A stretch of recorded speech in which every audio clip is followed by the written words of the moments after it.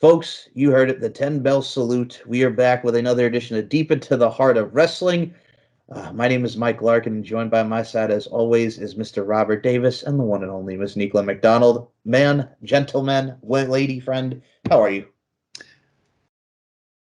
Fan good. Fan good. How about you, Nicola? Um, okay. All right, I'll fair. wait.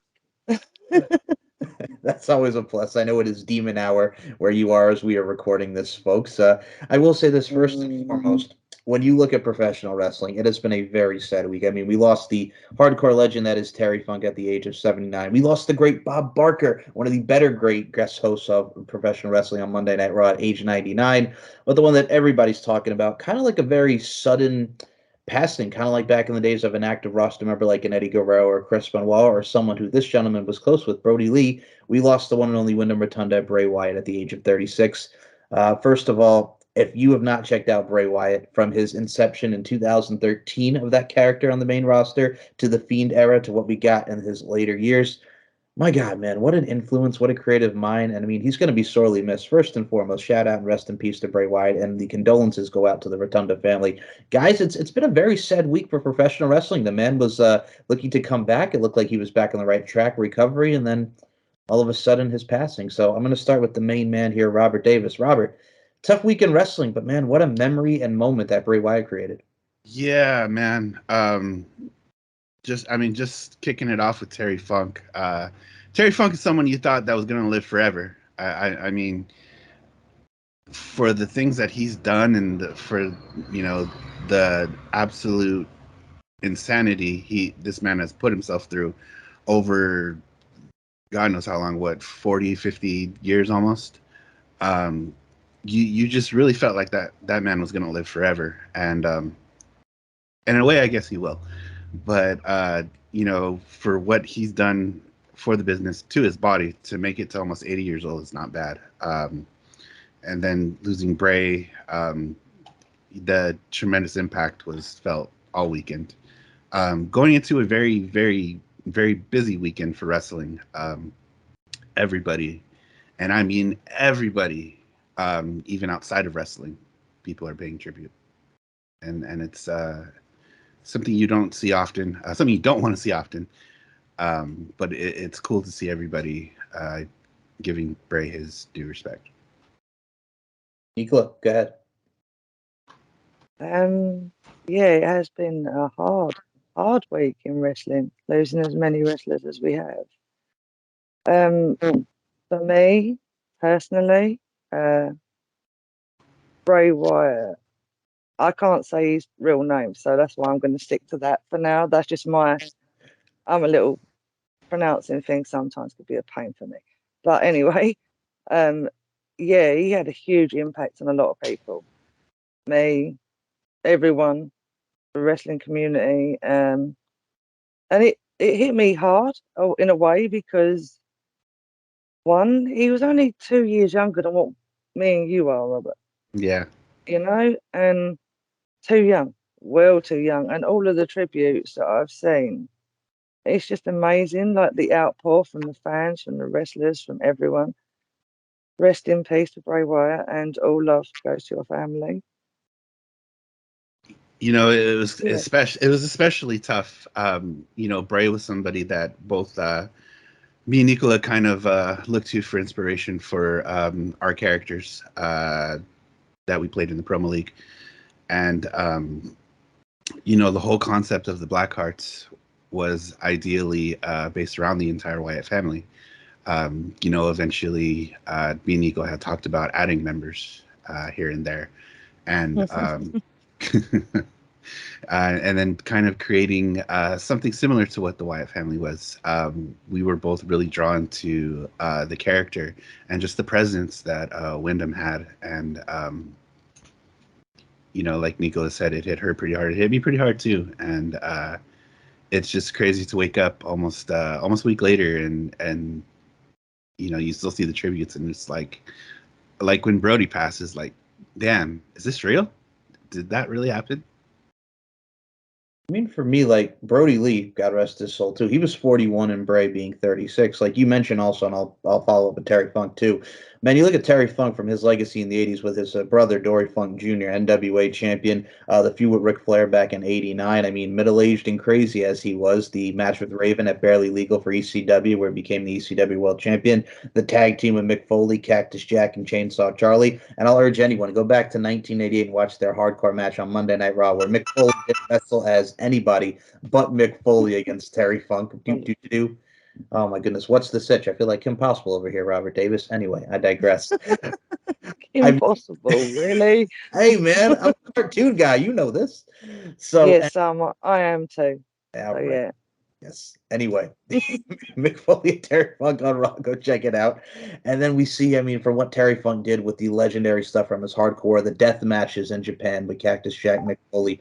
For me, he's someone who it doesn't matter what he was. He could do technical. He can do hardcore. He's just someone that's never going to be forgotten. Same with Bray Wyatt. And I mean, for me, like we talk about the tributes. I mean, All In, House of Black. You know, Buddy Matthews holding the lantern, the Fireflies, Chris Jericho at the Fozzy concert, everybody that we've seen from Seth Rollins, Becky Lynch, from everybody on Raw and SmackDown, you get to see really how important he was with his lineage and just his overall personality, that warmth, if you will. Very much similar to Brody Lee. And I got to say, it's kind of crazy to think about it like this, guys, because Bray and Luke are gone, unfortunately, God rest their souls. And now the only ones that are left are Braun Strowman, and they brought in Eric Rowan for the tribute. I'm going to put this out there, the feelers, if you will. What I would love to see to really go on with the legacy when Braun Strowman gets cleared, and if they bring Rowan back, how cool would that be to see like a Braun Strowman, Eric Rowan tag team or something to really live on to the legacy? Robert, what do you think about that? You know what? Now that you kind of mention it, I didn't even really think about that even being a possibility. I know we still got our good friend Uncle Howdy here. Yes. Nice. Like it. It actually just came in today, so I was just like, yeah, perfect timing. Um, you know, like, what do we do with Howdy? Like, can we put him together with Braun and Eric and just have him kind of continue the legacy? I think that would be kind of interesting. Because I mean, by this point, we all know who Uncle Howdy is, who he's being portrayed by, and like really, I don't see a reason to have him unmask or just ditch the character completely. I'm sure there's plans for all these characters and all these things that were supposed to happen. Why not write it out? Let's tell some stories and carry on not just Bray's legacy, but just finish the story, is so to speak, if you will. Agreed. And I think for me, it's funny because there's only one time, and as we know, Uncle Howdy is Bo Dallas. We believe it is Bo Dallas. The one time they actually ever wrestled each other, obviously they were a tag team in Florida Championship Wrestling, the reincarnation of FCW before NXT. I think they only had one single match in NXT, or in the early stages of the Wyatt family, and Bo was a babyface before the Believe and all that. But it's crazy to me that and I think it's so funny, and we'll talk about Bray's career in a second. But I wanted to ask you guys personally because the last feud, of course, was with LA Knight. Yeah, going into the Royal Rumble. Then it looked like we were going towards Bobby Lashley as we were getting to that realm towards WrestleMania. And unfortunately, circumstances prevented that. And unfortunately, Bray had gotten sick. But were you guys interested in a Bray Wyatt Bobby Lashley thing? I know they did a couple of vignettes and Bobby Lashley took out Uncle Howdy in one of them. Robert, I'll start with you again, man. Were you looking forward to possibly seeing Bray Wyatt and Bobby Lashley going into this year's WrestleMania if that would have really sufficed? To be honest, that whole thing with LA Knight was just really kind of weird. And I'll be 100% honest. The blackout match, I was not a fan. We got 5 minutes, a lot of just what the hell is this? What's going on? There was more questions than answers at the time, and I was actually talking to somebody about this actually earlier today. Had we known the information that we know now, that 5 minute match and all that build up for that, like, I know it disappointed a lot of people, but had we known, that Bray was in the condition that he was in, I think things might have been a little bit different. I know a lot of people were upset about that match, and then going into a feud with Bobby Lashley, people were just like, no, like this whole thing with LA Knight was kind of trash, and nobody knew why. And like Bray was sick. He was hurting. Like that's probably all he could do. And it just it sucks. I mean, had maybe that feud with LA Knight been a little bit better, going into something with Lashley might have really been that next step for Bray to progress that character. And to preface it, I'll mention this with you, Nicholas. So LA Knight had just coming off the Maxine Dupree and everything with the Maxim male models. He was Max Dupree. Thank God they got rid of that and he went back to be an LA Knight. Yeah. Yeah. Yeah. And then Bray Dummy, Wyatt yeah. comes in. Yep. Bray Wyatt comes in. His first feud since coming back from that emotional promo, that Extreme Rules return, and then we go to LA Knight. I mean, I like the fact that they went back and forth. I mean, it was a lot of the same stuff of them just going back and forth. LA Knight dressed as cult leader Bray was hilarious, and I will say that right now. But it was very interesting to see how they got there. And like you mentioned, the Mountain Dew Blackout Pitch Black match. I like the stuff. I like the glow in the dark thing, but that was probably the coolest thing about the doggone match. And of course, the afterword with Uncle Howdy and all the puppets coming to life, so to speak. So, Nico, I'll ask you to preface it. What were your thoughts of? So, LA Knight is back to being LA Knight. First feud is with Bray. Bray's first feud back is with LA Knight. What did you think about that going into it and seeing the two kind of meet each other in the middle there? So I actually am different on it. I was like you. I liked what he like the face paint, the Uncle Howdy stuff. I actually liked the whole match. So I'm different on you that on that one there. Sorry, brother, but yeah. I actually liked it, and yeah, no, I liked it was. I think the creativity of it I saw more of than what other people did. So, like, yes, I noticed obviously all the green, the blackout, it was all messed up crazy, but that side of it I liked. But I did like the fact that he went from doing his. I actually watched that promo earlier, saying that the emotional one where he was being himself and just showing who he was. And a lot of people, I was confused by that when he did that because I was like, oh, okay. And then the demon appears, or whatever you want to call whatever. He didn't have a name, I don't think, did he? Or was it just Bray? No, we hadn't got introduced to Uncle Howdy yet. That was just the mass talk. Oh, that was it. It is, yeah. Yeah, and Uncle Howdy was pretty cool as well. So, yeah, but I liked the match in general, and I liked the whole build up to it. Him and Lashley, though, I don't know if I would have. I don't know. Well, I think for It's me, a hard one to describe between both. They're both really good. So it's like, I guess Bray had pitched that he just wanted Lashley to beat the crap out of him, and then he goes away for a bit and comes back, just even more angry to kind of reawaken, I guess, the Fiend or another aspect of that dark character. And I think had they gone that route, that might have been cool, because we know Lashley could probably beat the crap out of him. yeah. And it's interesting to me, and I think I look at it from a stance too as well. Like from where we got to LA Knight to Bobby Lashley, I did think that, like you mentioned, like I did hear about the pitch of it being beaten and then coming back more angrier. I think anything that Bray Wyatt did, and I mean a lot of people talk about throughout his career, he made chicken shit into chicken salad or chicken salad and chicken soup. It's one of those things where he's just so good at what he does that I mean, for God's sake, the man had a brief program with Ryback for God's sake in 2015, and it was actually not bad.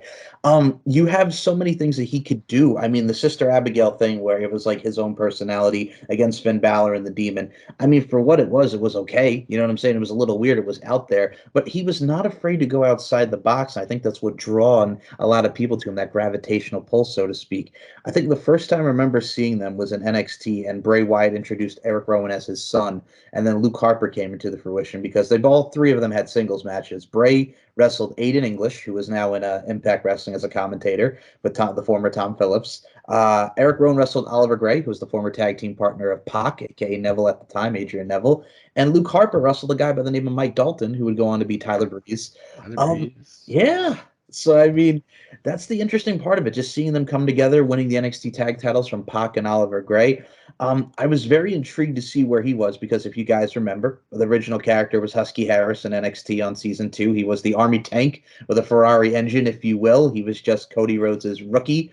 and he was just this big dude that just went out there and did his thing, and then he was a part of the new Nexus in late 2010 when CM Punk took over, and the most memorable thing from that was where CM Punk whipped him and gave him some lashes for his initiation into the new Nexus, and then that was the end of Husky Harris, and then he created this being, this entity that would become Bray Wyatt. So I'm going to start with Nicola this time. So you see this character, Bray Wyatt, the Wyatt family, the original lineup of Bray Wyatt, Luke Harper, Eric Rowan. They're going in there against Kane for the first feud, which who better? Then we get to the Ring of Fire. What was your overall thoughts of this character? And then we get the Wyatt family. It's very much like a Charles Manson type of cult vibe feel to it. What were your initial thoughts of it? Yeah, the cult vibe was definitely there because obviously there was a lot of things going on around that time as well. So he kind of brought that into wrestling, which was quite cool and unique because it's something different. And his mind was always about being an open box and just going beyond the box. And so, yeah, I liked the whole thing. And I did like him versus Kane. That was, yeah, I was actually watching that earlier as well. I've been watching a lot of stuff today. So a few things are there and some aren't. So bear with me on this.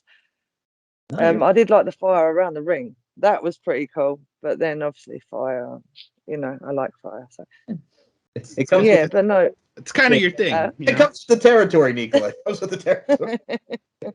Not just my territory. Yeah. Our territory. Our territory. There we go. There we go. See, we're talking about cults and now we're sitting here saying our territory. You said that earlier, though, that we kind of did base Black Hearts on the White family. So, yeah. But I love the rocking, like his rocking chair and the lamp. And the fact that he just used to sit there while the others were all doing stuff as well. That was quite cool. I just like his mind. Very creative, he's always opening new layers when he's bringing a new character to life. So yeah, I did like that. So Roberto, now mind you, folks, the Ring of Fire in a TV PG era, or in 2013, you can't be doing Inferno matches where you're setting people on fire like we used to. So the original Ring of Fire, not to be confused with Johnny Cash, the Ring of Fire with him. It burns, burns, burns. Ring of Fire, a Ring of Fire. Apologies.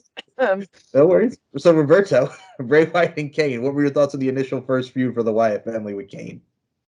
I honestly, I thought that was probably the perfect feud to start off this character. The whole concept of just the Wyatt family. I think Bray was born in Florida, but he was billed from Louisiana. Just the whole cult leader with the, that Midwestern draw, and it just kind of hooks you in. It's just it's something that's really kind of mesmerizing at times. My dad's family is actually from Arkansas, so we're all kind of in that middle range there. And I remember looking at these guys and just kind of thinking like, and hearing Bray talk, like, damn, these guys could very well be part of my family at some point, somewhere down the line. Just everything about that was just the coolest thing. And I remember watching that particular promo on the start of that feud, and Bray in the damn shirt, man. The Hawaiian shirt was you just couldn't take your eye off of it. And, it just got me to think about that early 90s WWF. And I just like, damn, where have I seen this before? And, I had to go back into the chambers of my memory, and it hit me. It was Waylon Mercy. And I was just like, that's that. I mean, Waylon Mercy was kind of an out there kind of character too. And for Bray to just kind of pick up on that and turn that up to about 12 or 13 was, man, there was nothing like it. Now, you mentioned your family comes from Arkansas. I would have suspected Mississippi. You got any dairy farmers from Mississippi? There's no dairy farmers from Mississippi here. We're all based out of Little Rock, Arkansas. So okay, so you and Bill Clinton, I see how it is. Yeah. Okay. So I live well out of the way. I'm across the pond and beyond. across the pond and beyond, is that like to infinity and beyond? Are you like the UK Buzz Lightyear over there with your Toy Story, huh? Huh? Oh, yeah, we'll go with that. Keep your Am I hands allowed to off of say? Woody, Sunshine. You got a friend in me. Anyway, so back to the Hawaiian shirt. Waylon Mercy, the former Dan Spivey, who was in WCW at the time, yes, as Robert just mentioned, there was Waylon Mercy. Very much took it off with the Hawaiian shirt. And also Mercy the Buzzard, which was in the Firefly Funhouse.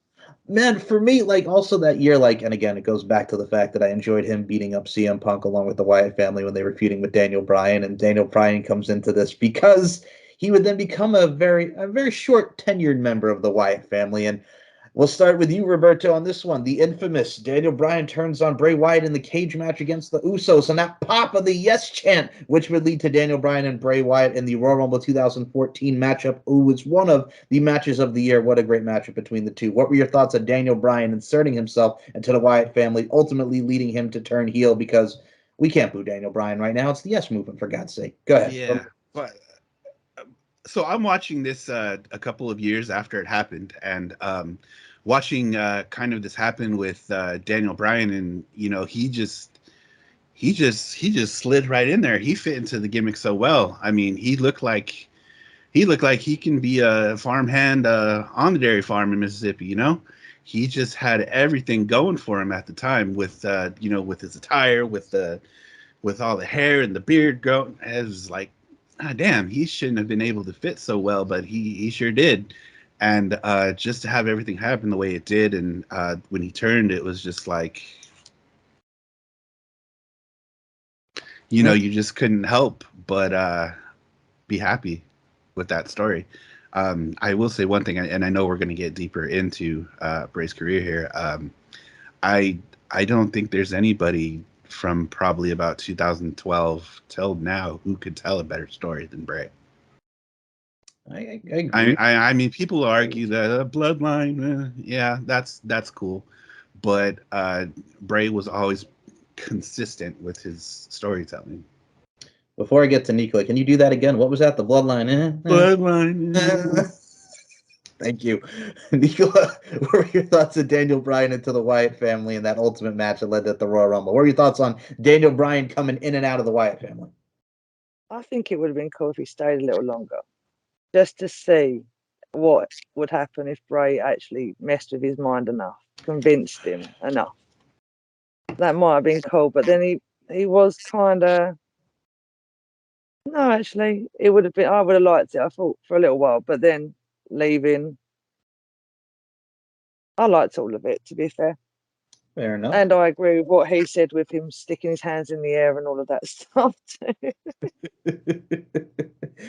And then for me, when you think of 2014, and I know we're going to get to John Cena here in a second here because this also placates to the career, but god dang it, man, when they brought the Wyatt family and the Shield, two of the hottest tags ever at that time period, and they didn't even touch at Elimination Chamber, and we already got This Is Awesome at the start of it. Nico asked for this U time here. The Shield, Roman Reigns, Dean Ambrose, Seth Rollins against Bray Wyatt, Luke Harper, Eric Rowan, the Shield and the Wyatt family going at it. That This Is Awesome chant before the bell even starts. What were your thoughts on the Shield and the Wyatt family feud? Everyone was about the Wyatt family back then, weren't it? It was just the music hit and the whole room would go crazy. They didn't even have to walk out without someone screaming. So I think that was when they were probably the biggest. Am I right or am I wrong? That was Or the am I start. just doing a Yeah, rant? this was like their hot period. This was a very peak of the Wyatt family. Like they had just gotten the ball rolling with the gimmick. Yeah. And then I saw part of this match. I haven't seen all of it, so but I do know there was a lot of chaos going on, and Roman Reigns was thrown around quite a lot. I know that, which is nice to see for once, because he seems to win every belt everywhere. But that's not the point. Anyway, yeah, I liked the match, but I only seen parts, so that's all I've got on that. But I guarantee it was a good match. Fair enough. Talk about Roman Reigns now. I'll add to that, folks. If you want to see also some, everybody talks about the Reign of Terror, where Triple H would just win it all back in 2002 to 2003 with the title. But I will say this: if you are a TNA fan, like a lot of us are, just watch Jeff Jarrett in 2004, because every time he would win that doggone NWA World Title, this is before Karen even happened. Just watch Jeff Jarrett 2004. You want to talk about a Reign of Terror with him always winning the belt and him always winning. Jeff Jarrett and that El Kabong and that guitar, right? Club, right about that guitar. Mm. Ugh. Mm. Can I borrow it for a second? Yes. So Roberto, now this brings me to something that I want to talk to you about. So Should I send the guitar to Wembley? Yeah, I'm getting that fucker first. Apologies. No, Okay. it's fine. First, CM Punk and Jeff Jarrett. I'll see you at Wembley. By the way, give me a guitar for Jarrett. That's nice. It's an appetizer. Let me kick you in the dick and then let me hit you with the guitar on the way out. I like it. I like it. Clap it up. Just clap it up for that. Yes. Oh God, a guitar and a dick kick for you. Boom. Anyway, I digress. So Don't come to Wembley because there's someone waiting there for you. fuck you.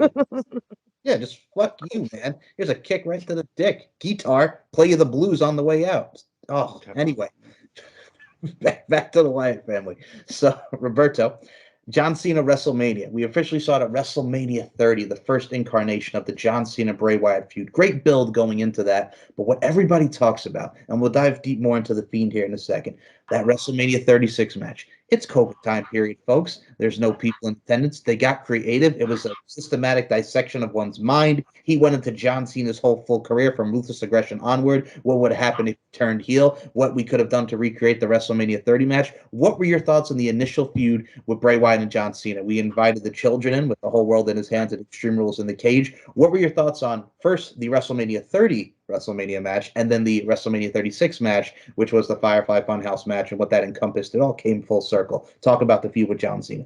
So, like I said, a lot of this stuff I'm going back and watching it because I'm a couple of years behind. But just the whole build up to their first match at WrestleMania, I'm just like, oh, cool, Bray's gonna win, Bray's, and then He doesn't. he doesn't win, and I'm just like, ah, damn, okay, cool. And then just through the years to see, that big WrestleMania moment. Oh, here it is, and there it goes. Here it is again. There it goes. Ah, damn. So then we finally get to the Firefly Funhouse match, and the build up to this was interesting. Unfortunately, his streak at WrestleMania is not looking too promising at this point. So I think a lot of people are kind of just like, we kind of know what's going to happen already. But just this whole idea of the Firefly Funhouse, and then when it happens, I remember watching it and just being like, yeah, okay, I kind of want more of this. Give me more. And then we didn't get any more. And I'm just like, no, I want more. Give us more. I just think the whole idea of it was done so well. I know a lot of people didn't like it. And I forget who was commentating at the time, but after the match ended, their reaction was, "What the hell did we just watch?" Titus O'Neil with the infamous I don't know what I just saw. Yeah. That's it. And I'm just kind of like, yeah, I don't either, but I want more. Give us more. I turned into Batista. Give me what I want.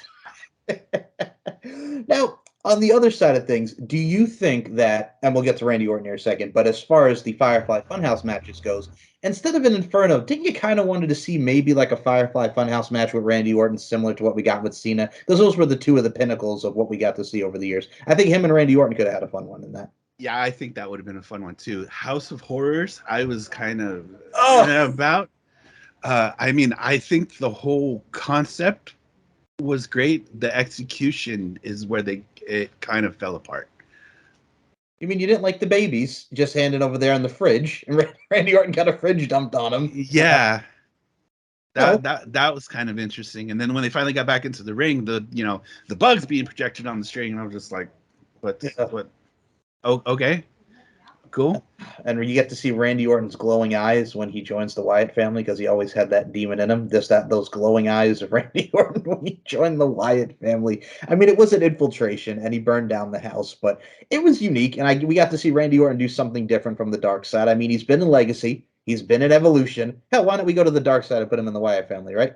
Yeah, I mean, Randy Orton was like low key one of my favorite guys. Watching him, kind of come through the ranks, and when I came back to watching wrestling in 2016, Randy Orton was one of the first guys I went to like, I'm like, what's Randy doing? Everything that he did with the Wyatt family was so cool. Everything from going in to the glowing eyes, because this man hears voices in his head, to even burning down the house. That hitting the pose in front of the house, that was probably one of the most iconic things that I had seen coming back into wrestling and what's been going on. I thought it was great. Now, Nicola, Randy Orton, that Viper, that Snake, that Apex Predator. What were your thoughts about him coming into the Wyatt family? Him and Bray Wyatt were the SmackDown Tag Team Champions, beating Heath Slater and Rhino. He's got kids, damn it. What were your thoughts about Bray Wyatt and Randy Orton and Luke Harper, the Wyatt family coming together? What'd you think of Randy Orton going to the dark side? Like you said, and like Roberts, you both said it. He has an inner demon that obviously wanted to be let out. So Bray did what he does best and brings out I guess he hypnotizes you, so he can bring out anything, the darkness, the light, whatever way you want to put it. But I did like the burning of the house down and the pose, like you said, that was epic. But then we all like fire, so yeah. Watching all of it, the whole thing was so creative, dynamic, very cool. I loved it. So what's interesting for me is around the 2014 time period, it's like it was so interesting that they broke them all apart. I mean, Bray Wyatt would feud with Dean Ambrose, it was fine. It was a short period of time, but he feuded with Dean, went personal, talk about his dad being in jail. Luke Harper just went over and talked about putting himself back together with pieces of you, wins the Intercontinental Championship from Dolph Ziggler, and he's a heel. And then you got Eric Rowan over here. Apparently, he's smart as a whip, and now he's a babyface. What were your thoughts about them kind of like separating them? And Eric Rowan went towards the babyface route, and Bray went heel, and Luke Harper went heel. What were your thoughts about Robert? I'll start with you again. What were your thoughts of them breaking up the Wyatt family at that time?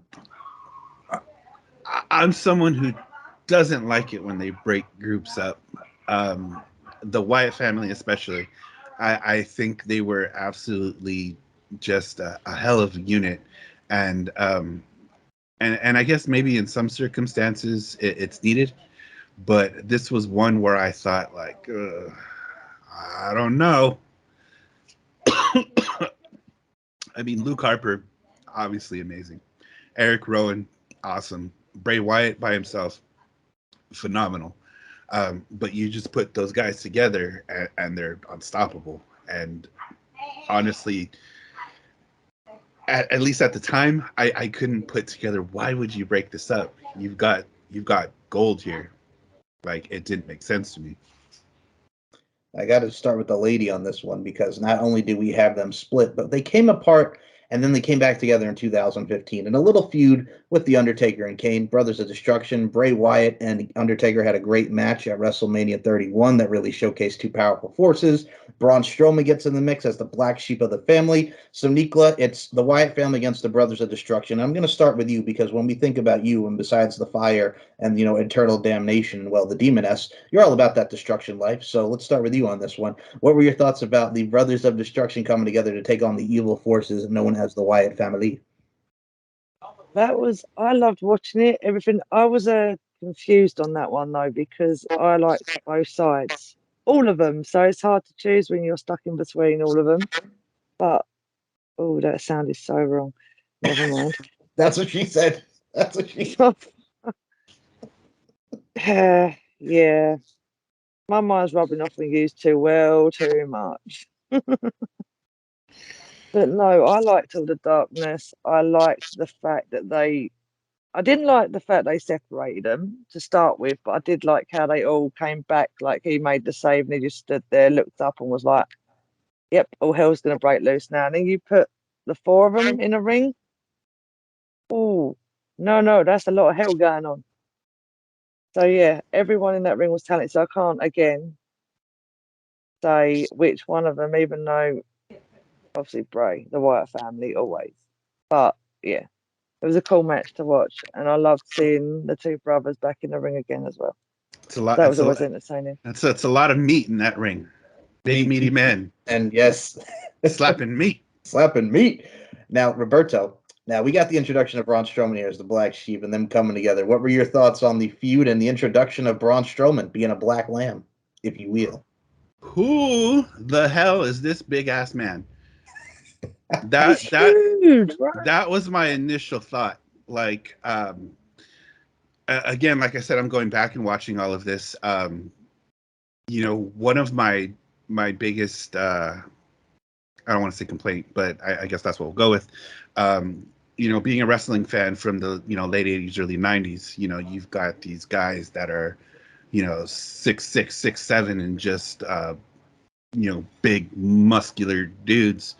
That's what I grew up with. So coming back and seeing these smaller guys like Seth Rollins and I mean, who the hell is Dean Ambrose? This guy sounds like he does my dry cleaning. Like, what the hell? But then you get this big monster of a man, Braun Strowman is just like, hell yeah, this is what I want to see. This is what I grew up with, and just the whole presentation and the concept, I think was great. This goes back to the tribute side of things, folks, because one of the big tributers that really put out something that was very nice about him was The Rock, the one and only Dwayne Johnson. We got that epic moment at WrestleMania 36 where the Wyatt family was in the ring with The Rock and they beat him up, and then here comes John Cena. But what everybody talks about from the event was the two of them having a promo ability. Rock put him over as one of the best at that time, and then The Rock would go on to beat Eric Rowan in about 4 seconds with the rock bottom. I just like the fact that The Rock, he was ready to go. He just pulled the pulled the pants. Let's go, jabroni. But hey, I mean, it was a moment for everybody, and Eric Rowan got to take a rap out of it in 4 seconds. But I think that was very cool to see. Wyatt family and The Rock. Now, I mean, Nikla, we could smell what you're cooking, so we got to ask you as well on this one. The Rock. What were your thoughts on that, jabroni? Just bring it. Yeah, know your role. Shut your mouth, huh? Nikla, yes. Catchphrases. I got you. I know exactly what you're cooking. I'm not going to do the raised eyebrow, though. I can't do that. I'll leave that to the mouse for that one. What did I think about it? I liked it. I always liked it when The Rock came back or did whatever he was doing. I was a massive fan of him when I first started watching wrestling, him and Stone Cold Steve Austin. So whenever he came back, it was always like when Bray came back and I started shouting down the mic to everyone. I think I broke eardrums that day as well. Sorry. So you can imagine a younger version of me screaming at The Rock and Bray Wyatt. Yeah, my house, my roof was coming off. As we know.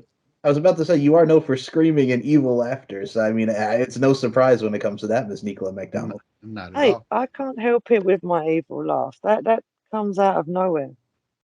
Just feel it, the energy, the natural. I like it. Okay. Now, 2000. Demon never tells our secrets. You know that. I know. It's me, your boy. Your boy is trying to avoid those demon things. So, anyway.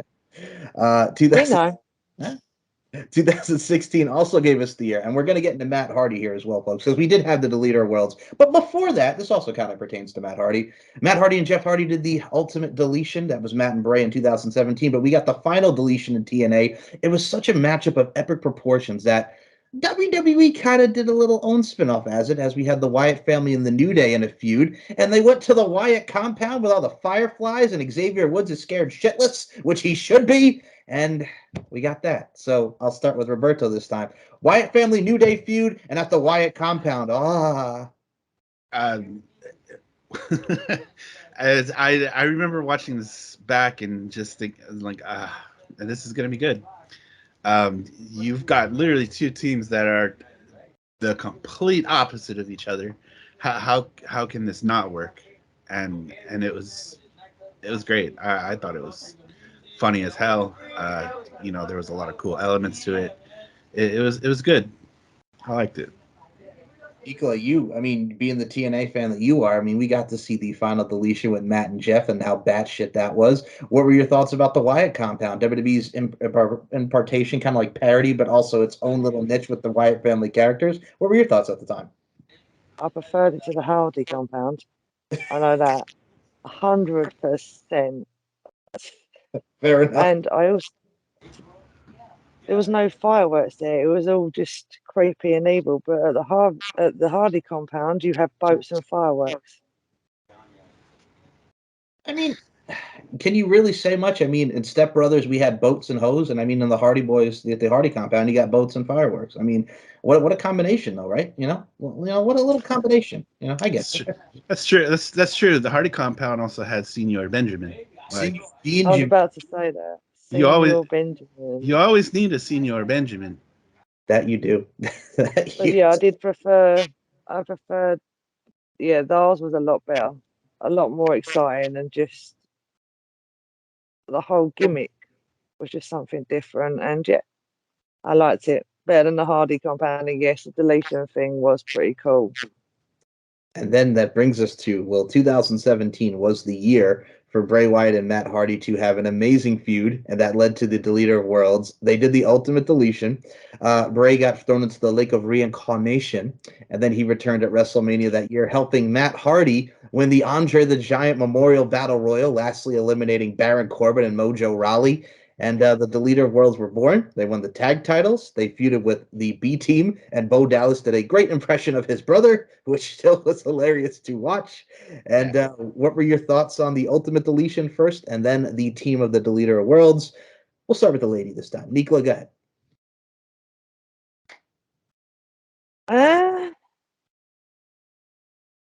I liked it because at the time, obviously, Bray had replaced Jeff, hadn't he? Is that right? Yeah, you know what I'm saying? He kind of took over. He escaped death. Went into the lake of reincarnation. His soul, his body, his overall essence, if you will, became different. It became cleansed, so to speak. And, he was a new man. He was a new man. Yeah. And then as long as he wasn't, Yes. as long as he wasn't giving out green beans, we're all right. The green beans, yes. Yeah, who trick or treats on Matt Hardy's door? No, don't. You get green beans. Like that scene in Big Daddy where he gave him all the watches and stuff. Now say Happy Halloween. Happy Halloween. Yeah, I get you. So yes. But yeah, no, I liked all of it. I think it was different to see Matt with someone's totally different, and Bray as well, because they're both totally different in dynamic. Mhm. So that was something different, and it was creative because you have, well, one great mind. No offense, Matt Hardy, but yeah. You really feel? How do you really feel about Matt Hardy? How do you really feel? No. No, hell no, That, no. Hell that's no. a whole nother show for another time. We'll save that for another time, folks. Roberto, Ultimate Deletion, Matt Hardy, the Deleter of Wilds. They came together in their overall essence and their booties. What were your thought about Bray and Matt as a tag team in the Ultimate Deletion? Yes. Yes. Beautiful. Wonderful. Oh, I know dear sister is not the biggest fan of her, but I got to give an honorable mention to Rebby. She had orchestrated this piano piece of Bray's theme song. She wrote and composed the entire thing, and that is just probably one of the most beautiful piano pieces I think that has ever been composed for a WWE purpose, at least. So honorable mention to her. I know sister's probably throwing up a little bit down there. Uh, I see you out the corner of my eye. But and we know how insufferable she can be sometimes. But I think she's an amazing musician, and what she did for Bray, that was really really cool. The overall match itself, a lot of cheese on that, but that's nothing to not be expected when you're at the Hardy compound. I think this was something that was really cool for Bray because it kind of showed another dynamic of his character that he can be more than just this serious brooding type. There was a comedic aspect as well. It just added another layer to the many layers of Bray that there already was, and just to have him finally get dunked in the lake of reincarnation, and just the way that finished, and it kind of went into the Deleter of Worlds, and everything we got after that. I thought it was fun. I know a lot of people weren't too fond of it, especially the over exaggeration of broken Matt Hardy. Actually, no, he was woken. Woken Matt Hardy. I know a lot of people weren't too big on that, and to be honest, I kind of wasn't at first, but I thought it was cool. Now, I have to bring this up as well, since you did talk about Rebby and Queen Rebecca. I mean, she is from Queens. As a fellow New Yorker, Queens is her city. She reps her city. Tough kid, titty, Miss Kitty. But when it comes to the fact that we had Queen Rebecca at the time, doing as only she could do, repping New York and doing her composing, the symposiums, if you will, doing the overall composing, yes, that is a great honorable mention, Mr. Robert Davis. And then after the Deleter of Worlds, Bray goes away for a little bit, folks, and then we see these vignettes, creepy dolls, if you will. Nicola, you know a little something about dolls. We had creepy dolls. Mm. We had creepy I won't dolls. show you. She's out of her box. Oh, It's out of the box. it's out of the box. The body. Anyway, the dolls. Yeah. We had the rocking chair. And then all of a sudden, the Firefly Funhouse is born. It's like a cross between Mr. Rogers and Pee Wee Herman. And Bray's coming out. He's putting the chainsaw, skin your ass raw. He's ready to break stuff like Limp Bizkit. Cuts that cardboard up, baby. And he'll always light the way. All you have to do is let me in. Now, a lot of people, when this officially was initialized and that debuted, oh, people poo-pooed on it. What are they doing to Bray Wyatt? Oh, my God. So Boy, I was one of them. I was just like, what the hell is this? No. After that Why? first episode, I was just like, what did you do? What did you do? How, why? No. How could you mess this up so bad? Ew. I actually loved it. I'm sad. I actually loved it. I mean, cult leader Bray was and probably still is my favorite version of Bray. But after that first Firefly Funhouse episode, I was just like, bro, what were you doing, bro? Come on.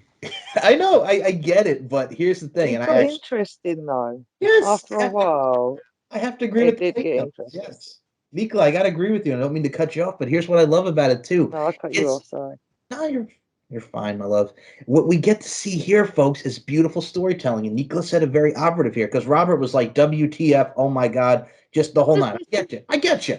But here's the thing: it grows. You let it sizzle. You let it marinate, so to speak, and then boom, we have something that is of epic proportions. But I completely agree. It's like, what the hell is this? But then it translates to see what we got to the Fiend, and I think what was very interesting about it too, as well, it's something we've never seen before, but also at the same time, it introduced us to Waylon, Mercy the Buzzard, which is based off Waylon Mercy, Huskus the Pig Boy, which is based off of Husky Harris, Abby the Witch, Sister Abigail, and then you have, Ramblin' Rabbit, the rat, kind of like his conscience, so to speak. So there are many different layers of the character wrapped into that overall funhouse, if you will. And I will add this because Robert actually said it so perfectly, and I will say this with Mama Lark here. Mama Lark is also more of a fan of the cult leader Bray as opposed to the Fiend. So my mom is right there with you on that, camp. So.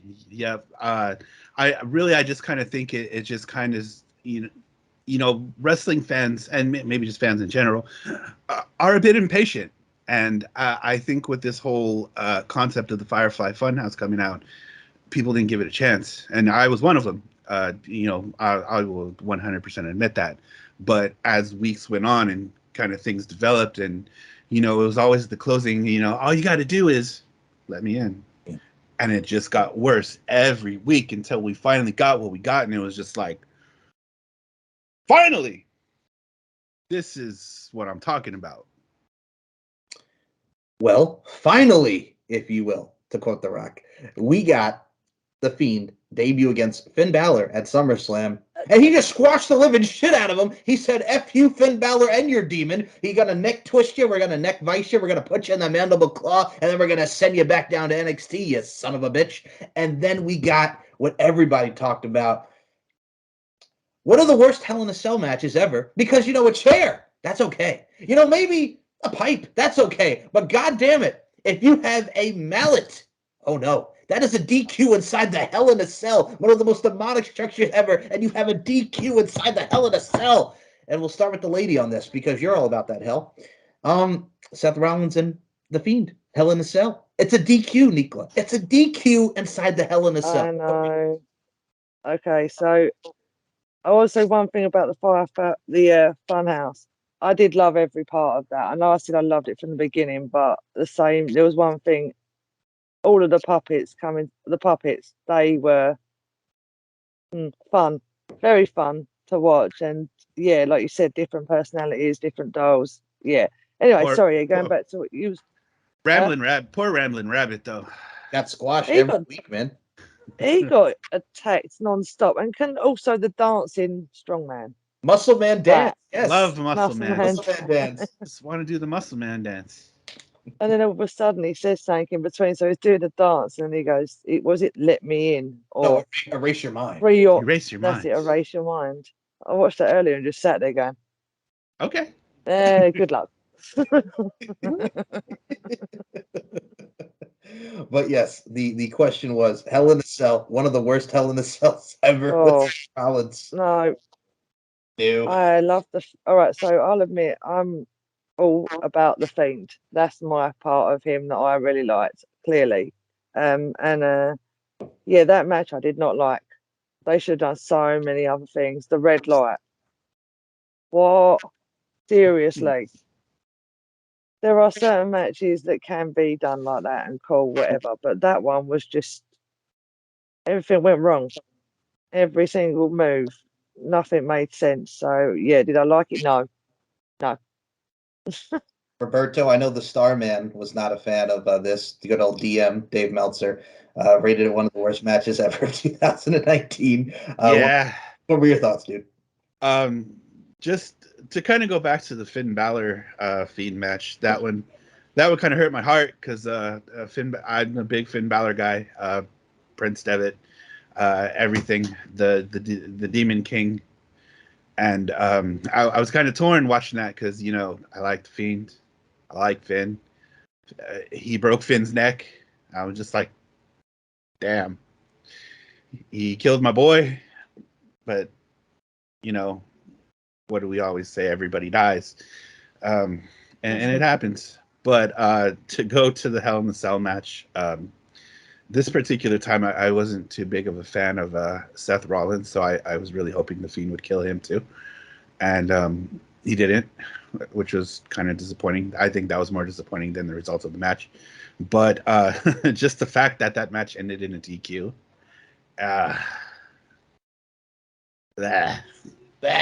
That's the perfect. I mean, he did win it in Saudi Arabia. He did win the title in Saudi Arabia. So, I mean, that was a plus. He did win the title there. I think what everybody talks about, though, is, and I mean, he's gone on to say he got on the plane, I was losing, but then when I got there, it was changed, I was winning. Bill Goldberg comes around, and well, he beats the Fiend for the Universal Championship after a great feud with Daniel Bryan. Cuts his hair. Bryan and Daniel Bryan rekindle their feud, and people talk about how they love that. He got in there with the Miz as well and tormented the family as Firefly Funhouse Bray. But that always gets to seem overshadowed because of the fact that goddamn Bill Goldberg won the Universal title. I mean, he can't really say it any better than that. That goddamn Bill Goldberg. Nico, you want to comment on Oldberg, as they call him? Good old Bill. No, I'll leave that one to you two. You two are more funny than anything I can come up with right now. that damn Goldberg. Goddamn Goldberg. No, and here's the thing. I was a fan of Bill Goldberg in WCW. I mean, it was Spear, Jackhammer, 1, 2, 3. I get it. 2003 Bill Goldberg. Yeah, I mean, The Rock, Chris Jericho, and I mean, I was there for Brock Lesnar at WrestleMania 20, where they booed both of them out of the building. New York fans can be very Boy, that was yes. that was rough. It was rough. They were both leaving. New York fans are rambunctious. I was one of them. So I mean, they, and then they rekindled that, of course, in 2016. But then he wins the title from Bray Wyatt. They did the thing with the Firefly Funhouse News, which was very cool. And then he That goes was to cool. lose. It was. But my thing is too, they wanted Goldberg and Roman Reigns for that WrestleMania, for Roman to recapture the title after, his battle with leukemia. He comes back and beats Drew McIntyre and then come back at 2020 to win it against Goldberg. But the problem was Roman wasn't there because COVID, and he's like, hell no, I'm out this bitch. And I mean, we got Bray and Same Cena. person. Yes. we got Bray and Cena, but man, he shouldn't have lost it there, and I'm gonna stick to it. It shouldn't have happened. It shouldn't have happened. God damn it! But It we shouldn't got, have. we shouldn't. Absolutely not. And I I mean, I don't I don't think there's anybody that's gonna argue that like the Fiend should not have lost that. do we even talk about the jackhammer spot? Fuck. Good God, it was more Oh, like a vertical suplex.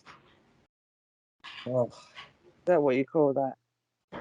yes, as opposed to what it actually is, the jackhammer. Yes. I hope they drove a dump truck full of money to Wyndham's house for that because that was just utter BS.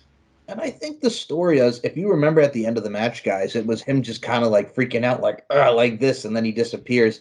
I think it was a layer to the character because Bray could get to anybody. He got the Daniel Bryan, he got the Finn, he got the Seth, but he couldn't get the Goldberg because Goldberg's like, your tricks are not going to work on me. You know what I'm saying? Because it's this unstoppable Bill Goldberg, even though he's much older than what he was, But I mean, I get it from the story perspective, but the wrong guy won. And I mean, then Braun Strowman beats Goldberg at WrestleMania, and then we got the Battle of the Brothers and the Wyatt family here. We started with Firefly Funhouse Bray, then we got the Swamp, and then we got him winning the title back at SummerSlam from Braun. So again, I'll start with the lady here, Braun and Bray for the Universal title. Everything he went through everybody in the Wyatt family. So, what were your thoughts on him facing the many faces of Bray Wyatt, if you will, like the Mick Foley of the three faces of Foley, the many faces of Bray Wyatt? What were your thoughts on the Braun feud, Nicola? I liked it because of the fact it was like he was facing his own demons. He was running through them all, like they'd come back, or like ghosts had come back to him, and he was kind of trying to fight them all off. I liked the whole concept of it, and it was very interesting. And I was glued because Bray had a way of hypnotizing not just the people around him, but the fans. So if you're watching him, if he's glued to someone, them eyes, they're dangerous, them things. I know. To kind of piggyback on that, when you're watching Bray promos, at least when I was, you kind of if you listen long enough, you kind of start to believe what he says. Mm-hmm. And you just kind of man, Sister Abigail, she gets all in your head. And it's like, yeah, she's in my head right now. She's just saying stuff, man. And yeah, she's saying stuff to me too. Yeah, but what exactly is she saying? It's he had this hold on you, like he could tell you the Let sky. me in. Yeah, Let me in. He was already in. Didn't even yeah, have to try. yeah. I mean, he didn't have to get the key underneath the mat. Like, I just left the door unlocked at this point. Same. It was like, hang on a second. I'm glued to what you're saying. Yeah, let me in. Yeah, there you go. Door's open. Off you go. I mean, hey, just unlock that door and come on into the house. I mean, I look at it from a stance too as well. First of all, you're at COVID time here. The swamp fight, an actual swamp. The fiend comes out of the swamp. Like Jesus, like could did everything that they could, and it fit the story. But even during COVID, the swamp, baby, the swamp. Oh, and Alexa Bliss, of course. So your guy, Ooh. the swamp fight, right? Like, how awesome was that just to see like a different side of the Wyatt family and taking it back to the bayou, if you will? I liked it. I was kind of like questionable at first. I was kind of like, man, there's so many things going on here. But after watching it back a couple of times, it is just like, okay, like I get it. Like we're going back to we're kind of going back to the start and kind of just like hitting the reset button, if you will. I thought it was done pretty well. I think that's where Alexa Bliss got involved, right? Where she started getting involved, Like the holiday, and yeah. I know me and Nico actually had talked about this, I think, and we were just kind of like, WTF is she doing here? Like, Yep. what?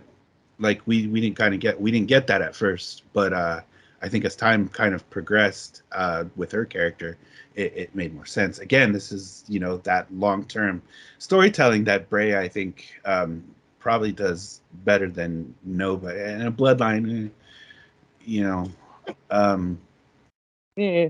Eh, the Bloodline was great. I don't come after me. But I really think Bray, did it better than anybody. I'm never going to be able to look at the bloodline the same. Now, every time I watch SmackDown, all I'm going to think is, Bloodline, yeah. eh.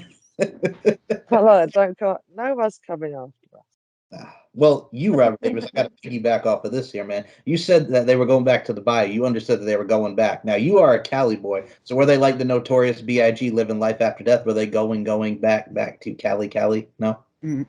Yeah, yeah, definitely. Now, from the West Alexa, Side. what's sorry? So back to back to the east side, going back to the west side, and some fat rides, blight no diggity. Anyway, I digress. Alexa Bliss goes into the fold. The mandible claw, the transformation of Alexa Bliss, having that old spell over her. You know, every time the reek would come on, the let me in, the red light, she was possessed. She went after Nikki Cross, and then she became this full on Harley Quinn to the Joker type of vibe here.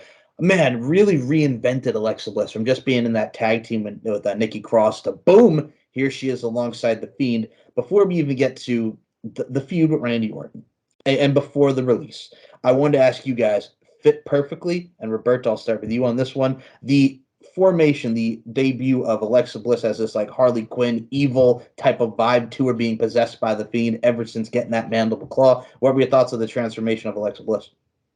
I was a little hesitant at first, just because we know Alexa to kind of be this sparkly kind of character, and it was just like, can she really pull this off? I know me and Nico used to talk about this a lot. We were just like, what the hell? Like of all people, you could have went and got somebody else, like Nikki Cross. She could pull this off. She was Insanity, right? Like, come right. on. Like that woman is legit insane. But you picked, the most blonde hair, blue eyed, and again, I guess this is us kind of judging the book, judged by its cover. We were both kind of hesitant about it, but as things kind of progressed and we started to learn more about it, like, Alexa is more comfortable doing this, and as time kind of progressed, you kind of got to see that she was comfortable, and this was kind of in her wheelhouse. So it was just like, okay, this could work. Your thoughts on the Miss Bliss, Miss Nicola McDonald?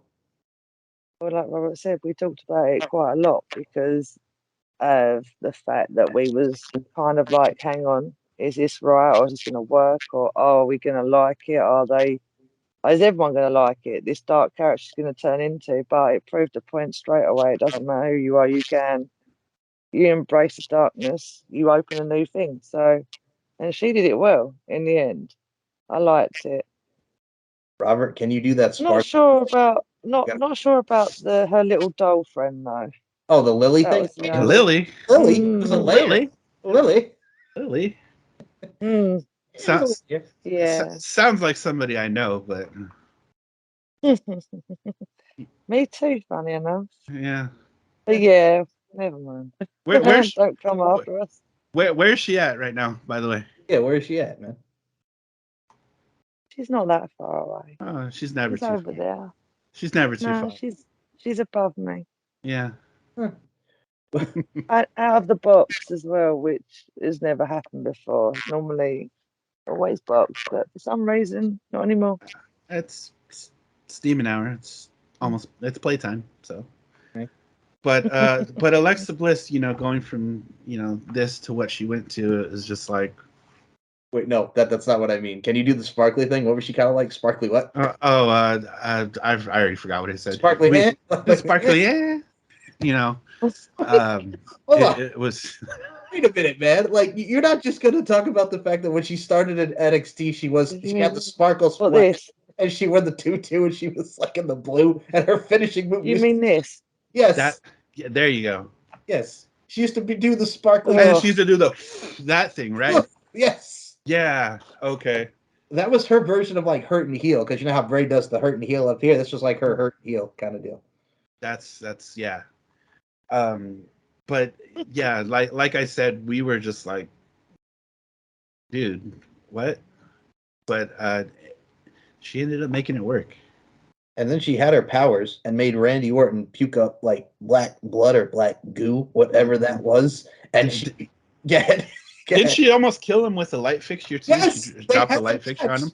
They legit had a match, and it was just her like trying to drop shit on him, and he moved, and then Then Bray Wyatt came back from the burnt fiend, from being burnt in the Inferno match, and Alexa Bliss won. So I guess what I have to ask here is the feud with Randy Orton, and then we get to WrestleMania.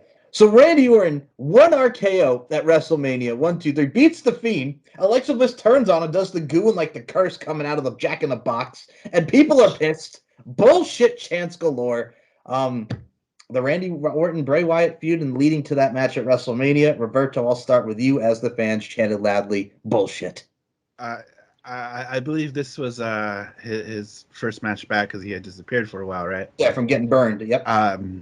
I remember him coming out of the Jack in the Box, just kind of hitting the pose, and I was just like, "Fuck yeah, this is cool." But it turned into utter bullshit so quick. It's like, what is this? Team America World Police over there? Fuck yeah! Is that like America? fuck yeah! So Fiend is coming again to save the motherfucking day. Yeah. So Yeah. yeah. Yeah. Yeah. I love that film too. Yes, it's a great film. Everybody's never seen it. Check out Team America World Police. It's only 21 years old. Fuck yeah. Fuck yeah. So Nicola, the thoughts on the Bray Wyatt, Randy Orton, Alexa Bliss feud, the Fiend losing at WrestleMania in such a short period of time. Alexa Bliss turns on him with the black goo, 1 RKO, fans chant bullshit. What were your thoughts on the initial feud? Okay, so obviously we were saying earlier, I liked her transformation. I liked the whole thing. But this got me. Like Robert, when he jumped out of the Jack in the Box and stood there, I was like, yes, bring it on. Now the fun's really going to start. And then she pops up, and that's kind of when I was like, wait, she just got this crown what is of going on? black. Yeah, the Like, black what? crown, and then they're all like, oh, well, she's been messing around, she's been summoning the thing, whatever. No. And then all of a sudden, is Papa Shango around? Where are you at? give me back the fuck. Oh, dude, no. And then the thing loses, and I just sat there frozen, glaring at the TV, going, Bullshit. like, I wanted to, yeah, I was bullshit. This is bullshit. So yeah, I was not happy. Yeah, I didn't. The whole black stuff. No, that was just like, what the fuck is that about? No offense. I don't think we ever got an answer for that, did we? No, he was just like, No, not even after when he come back and did his first episode again of the the Funhouse. It was like nothing. It's just like, Nothing. oh, it was just like, we'll be back soon. It's okay. Everything's fine. Everything's and fine. then all of a sudden she comes back and she's just on the swing still, when she's with Lilith Lily. Sorry, Lily. My bad. Sorry. It's okay. Sorry. My bad. You have no idea who's sitting next to me, so sorry. But no, you're correct. And that was the thing too. Like, I'll say this right now. I was watching that with my dad, and my dad was like, what? Like I'm like, I know. Like, 1 RKO was like 5 minutes. Oh, so short. I got one thing to ask. Why did she eat the doll when it was destroyed? No offense, Alex. You are an amazing wrestler. You are. But why did you eat the doll? I totally forgot about that. I didn't. She ate the doll and then disappeared for a while. Then comes back again with a new doll. Yes. And she ate Lily. Okay, that's a new, even for demons. That's like, what? Yeah, of course you remember eating the doll. Oh, She ate the doll. I forgot about that. I totally forgot. I do remember sometimes. Yeah, so it's okay. But yeah, no. So she ate the doll. I remember Eating Lily. Oh, shit. Oh, well, no, my memory is filled with that stupid Shayna Baszler feud, which Shayna Baszler, this UFC badass, the Queen of Spades, killed in NXT, is afraid of a doll. That's what I remember. And I'm like, are you effing kidding me right now? Oh, man. But yeah, no, that was. I think the only reason it was scary was because it was ragdoll filmed. It wasn't, and the face. I think that was what gave it more of the fear. But no, I mean, I can't eat my dolls. Funny enough, I can't eat my dolls. I mean, that one fucking bites. I love you guys. It's true. So, It's true. it's true. So You Any- know. anyway, I can't follow eating dolls, but what I can follow is the fact that a shocking thing did happen right after this. When everything was fine, we'll be back soon. It's okay. It's fine. It's Nothing fine. wrong. Nothing wrong here. Bray Wyatt gets released, and it shocks the world. Mm, Your guys, when you first heard that he got released at the time. hissing sounds, It, burning stuff. Yep. we That was me. it made no sense. We didn't understand it. Like, what? Why? It was that damn budget cuts, is what it was. That was that Budget cuts. I'm Bray Of course Wyatt. it was. I'm Bray Wyatt. Okay. It's, Of all people. it's paying for a very expensive bill, if you will. Yeah. Wow. But that did happen, folks. But what it did give us was that amazing. Now, here's what's great about it. You got a QR code over with the white rabbit, and that returned to the Extreme Rules. Now, Roberto, I'll start with you. A QR code with the white rabbit brings us this amazing return at Extreme Rules with the live puppets, Bray Wyatt coming through the door, the blue light, reminiscent of the Exalted One, Brody Lee, and he's back. He's here. Your thoughts? I was just like, thank you, God. Like, I think that time, from the time he got released to the time he came back, WWE was missing that special something, and I really think that was Bray. But just to I think at the same time, and thankfully I've never been in this position, and hopefully you guys haven't. But to lose somebody as close to you as Brody and Wyndham, like that had to mess with him so bad. Like I couldn't even imagine going through something like that.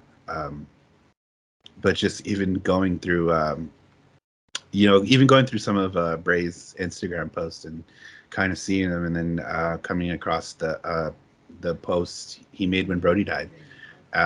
His last line in that post was, "Wherever you're at, save me a seat, because right next to you is where I belong," and that's where he is right now, and that's just like, damn.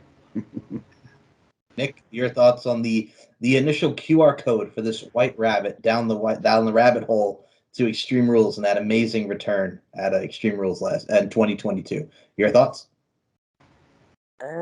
Well, as I said before, I made everyone go deaf when he did appear. I was screaming down the mic, literally, and I wasn't the only one, though. I was kind of like, I was overexcited. We were we watching that in Discord? Yes. Yeah, we were, huh? Yes, that's why. I think I did drown everyone's eardrums, but it wasn't just me. There was a few of us jumping around at him appearing and everything. Yeah, I'm sure your neighbors appreciated that too. Was that the night I actually got the text saying please be quiet? Yeah, I think that was it. I think it was. I think it was. Shut the fuck up. Yeah, that was it. It was Shut like the saying, fuck "Shut the fuck up!" And I actually took everyone off the my earpiece, and I actually had them all blasting out my phone, so it made it worse. I was like, "Fuck it." Something you said about that last. You told me this the other day. I was talking about it, and it was about Yeah. what you just said about the last line. I have seen a lot of some of the tributes have been like pictures of Brody and of Bray with wings, like up to heaven and stuff. And I've seen that quite a few times this week. And that got me a couple of times as well, because there's two great minds now who are not here. And I've gone off topic again, and anyway, sorry, that's what I do. I was actually. They won't ask me back next week. I was actually gonna bring it back around again. Just the whole Bray and Brody aren't here, and they should be. And these two great minds that did so much. Brody, what he did for the Dark Order. He took them to a whole new pinnacle. Bray, just this constant reinvention. Coming back, I know he was trying to tell this story, and I think it was dragging out a lot longer than some of us would have liked. But like I had mentioned earlier, there were some things we didn't know. Like no, I don't think anybody knew about this heart problem that he had. There's just this news coming out over the last couple of days that the doctor was supposed to have told him to wear a defib, and he wasn't wearing it. And you just kind of think like, man, had he been wearing that, he might still be here, and that kind of sucks. And I mean, the man passed away in his sleep. And I mean, as I always say, if you're going on death's bed, I mean, that's one of the peaceful ways to go. But I mean, like you mentioned, like if he was wearing that defib, if he was, taking care of himself, I know COVID didn't help. That also exacerbated the issue. But man, it's crazy to think. Like, I mean, at the time, they were also pitching the ideas of possibly like a new Wyatt family. I remember Eric Young was in discussion, but he's now an Impact.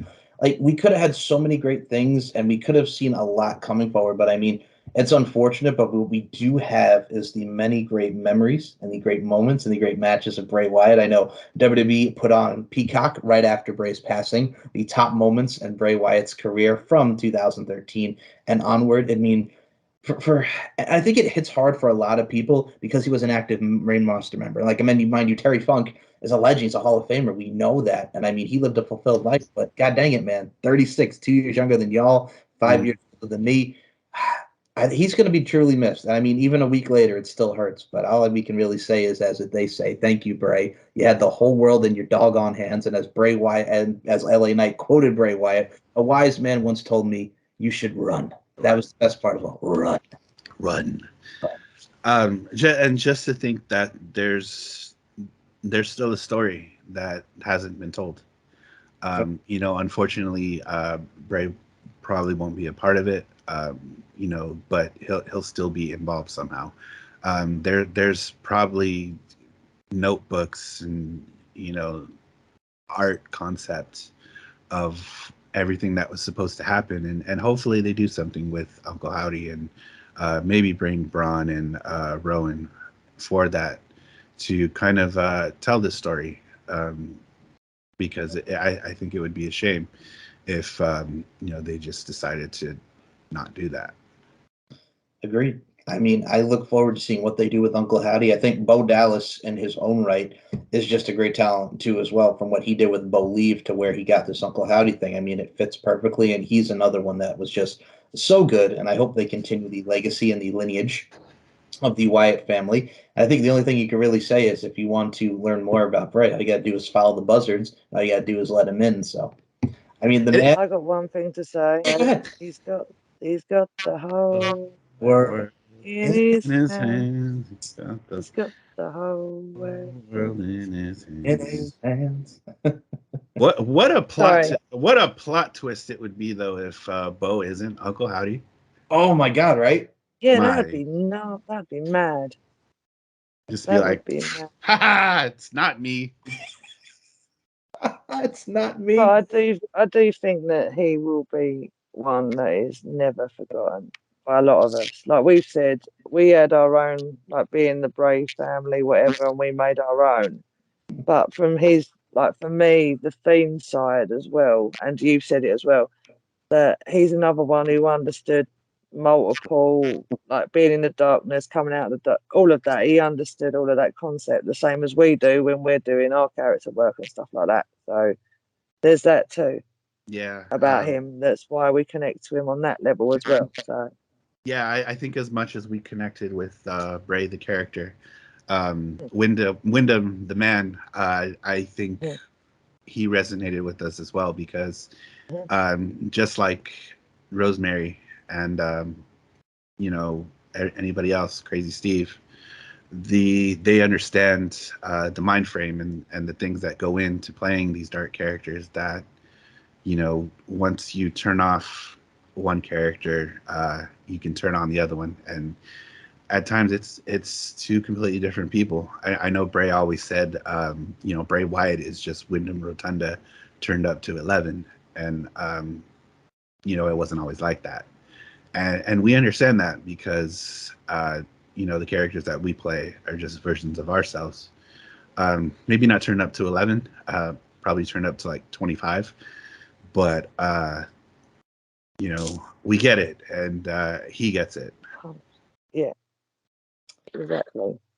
That's what I mean. And yeah, we do turn it up, and it is like we said, switch on or switch off, makeup on, makeup off, personality change. Yeah. I think Yeah. much like anything, guys, and again, don't mean to cut you off, but god dang it, man, it's all about evoking emotions and eliciting a reaction when it comes to being a character or just being an overall larger than life persona within the professional wrestling world. As he said himself, Bray Wyatt is forever, and he will forever give us some memories, and he will truly be missed. So we got to say thank you, Bray. Rest in peace. Thank you, Bray. Before we close this out, I will say on a happy note, folks, we're going to be doing more of these for you. So we got to give you two dark personalities that relate to these two crazy sons of guns over here. And the first episode with Rosemary and the Decay, and this one with Bray Wyatt and the memories that will long last. For me, first and foremost, guys, I love doing this with you. I can't wait till we do episode 3 of this. There's a lot of wrestling going on, folks. We have All In that just happened over there at Wembley Stadium, where Nicola will be on top, waiting to kick you in the dick and hit you over the head with a guitar. If you didn't know, you know who you are. You know who you are. Personality of cultness. Fuck you. So the fact of the matter is, kick you in the dick, put your dick in the dirt. Now, anyway, the fact of the matter, what I'm trying to say here is, love you guys. All Out is coming Sunday. We go all out. We're going all out right now with this. All Out. Oh boy. And we got Payback, main evented by Robert Davis's boy over here, Seth Rollins against Shinsuke Nakamura for the World Heavyweight Championship. Are you excited for Nakamura? Because I know how big of a fan you are of Nakamura, Mr. Robert Davis. I love Nakamura. Me no speak English. Don't speak English against Seth Rollins, and then we got the main event of All Out. Well, we might have a main event. We'll see how it goes. What happened at All In. Let's see who's not suspended. Let's see who's not suspended. Who can get along? Can we all get along? Oh my goodness! He can't. Drama queen. Yeah, kicking the dirt. Waiting for you. Yeah. Put that on a t-shirt. I'm gonna kick you in the dick and I'm gonna hit you with a guitar. You know what I'm saying? Punch a smash bash, put a hole in your ass like it's a scary movie. Anyway, I digress. Pop culture aside, if you guys want to check out this show, then what the hell are you not doing, man? Because you should. You should be hitting the button. You should be hitting like. You should be hitting play, seeing these faces, seeing these grills, and seeing deep into the heart of wrestling. Yes, these grills right here, these faces, your face, demon faces. When you're not painted, that's what I'm saying. So, so check us out.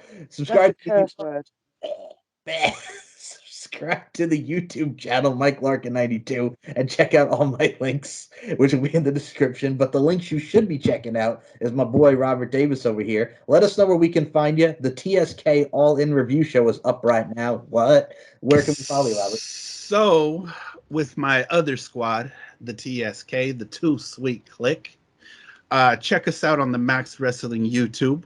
We just dropped an all-in review. It's up now. Hit the like and subscribe. We'd appreciate it. If you want to come kick it with me, Linktree/Hey, I'm Rob. All my social media is up there. Any of my music, and if you're into grindcore death metal, got some other things in the pipeline here. Come check it out. Come say hi. Throw it up for your boys.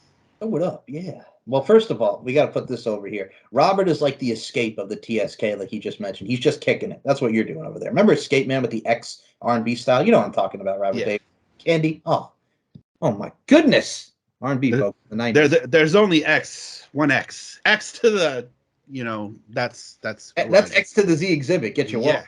Get your head tight. Head tight. Come on. Shit in his head right. Woo! Go! Hell yeah. Get your bounce on. Back that ass up. Bitch, pass me the bottle. Fill your glass up. Taking it back to 2000. Nicola McDonald, where can we follow you on all forms of social media? Please go ahead. Okay, well, you can find me in hell. No, I'm kidding. That's a demoness. Apologies. She's not kidding. She's not kidding. No, I'm not kidding. No, I really am not. Nope. Right, if you want to follow me, it's Nick Mac on Facebook. It's Demoness there on Instagram. Twitter, it's the Demoness and Nickmac 854. 853, close enough. We'll take it. Follow her on the social media on Twitter. She's back. I'm clapping it up just because of the fact she's back. And we got it. Let's clap it up for Nick. Come on, Nick. Yeah. Thanks. You're welcome. I'm happy to help. So follow her on Twitter because you should, because then if you don't, you're going to go to hell. And, Demoness, come to caress. She'll take your soul. She'll put you in a hole. She's a Demoness, folks. And for the Demoness and Robert Davis, check out Rob on Max with the TSK. And check out Nicola doing Demoness things and Demoness vibes. And you can check me out doing everything from podcasting and from pop culture to LFC to CCW. I'm all chock full of everything, folks. I'm a variety, and I will be at you like on white on rice. So, for Nicola, for Robert, my name is Mike Larkin, and we will see you in the next edition of Deep into the Heart of Wrestling. Thank you guys as always.